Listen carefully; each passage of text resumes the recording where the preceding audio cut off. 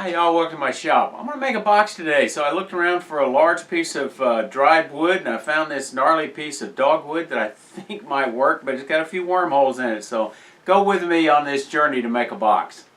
So I marked the approximate center on each end and I'm going to turn it between centers. This piece is too round for me to safely cut on, safely to cut on a bandsaw, so I figured the easiest thing is turn it around, put it in a chuck, and then part off what I don't need. Alright, get a bigger tool rest.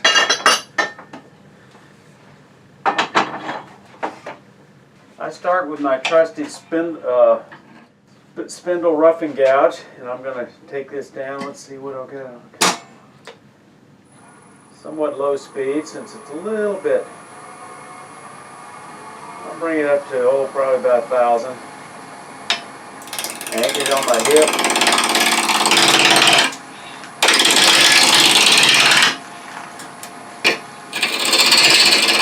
Maybe a couple branches we're throwing out.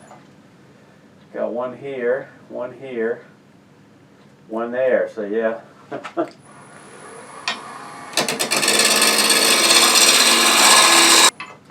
Alright, let's put a tenon in it to fit my largest jaws.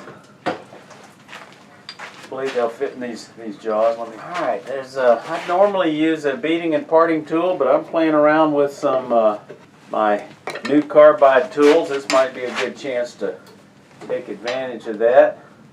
Cut right on center. Give myself a little bit of margin there. Get speed up a little. Anchor the tool, shove it in and scrape.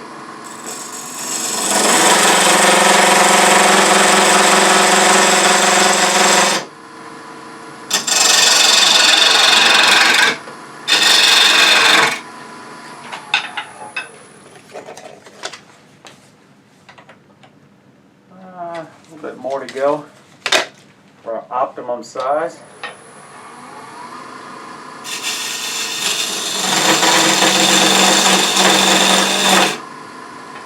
Now these are dovetails, so let me lift this up just a little bit so I can dovetail it in.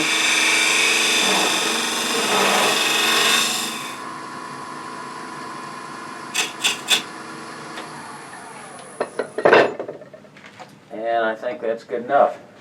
Alright, so as I mount this on the chuck, I noticed a couple of flaws in the wood that I've got to deal with, and they're pretty serious. There. Okay, the flaws that I'm dealing with are twofold. I have these bug holes that go in a long way. A long way, over 1.5 inches. But this one's going in this direction, so it's okay if I don't come out too far. This one, though, is worse in that it's deeper, I believe. So it's that deep. So that's a problem. On the other end, I've got this branch coming out, this branch coming out, I got 3 branches coming out. That's going to be a problem, so let me think about how I want to deal with this. This is going to be the top of the box. The flaws are going to be in the base of the box, and I'll just have to deal with these branches coming out the best I can, but hopefully, yeah.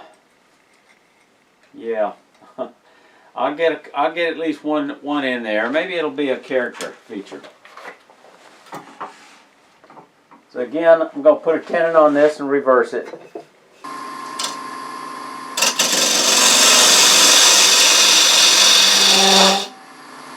And then a little bit of a dovetail.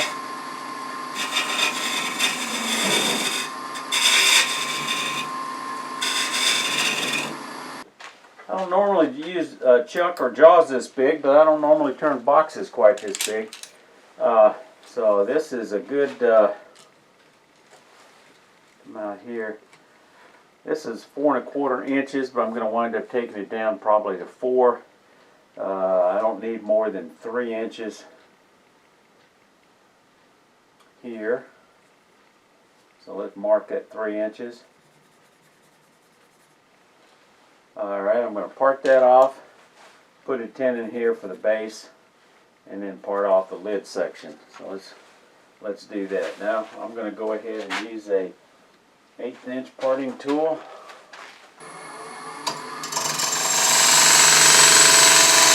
Go down a little over 1/2 inch. Come down another parting width next to it. Keep leaf frogging back and forth.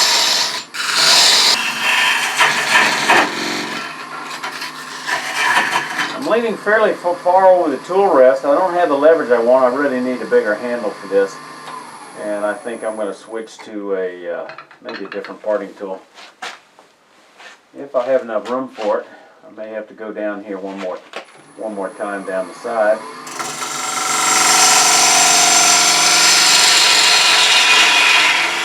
It's got a little bigger handle.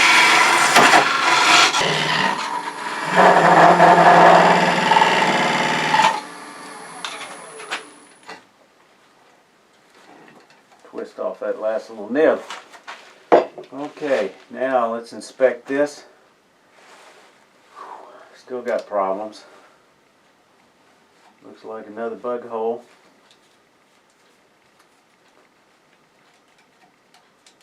It goes in there. Another bug hole looks like.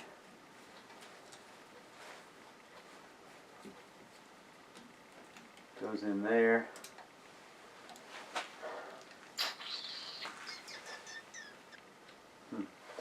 Alright, I'm going to abandon this piece of wood. Too many flaws to deal with. So that's my lesson for the week. It wasn't a total loss. I did have a couple of nice scraps for a texturing demo that's coming up. Just remember, sometimes it is worth walking away from a piece of wood. You don't have to win.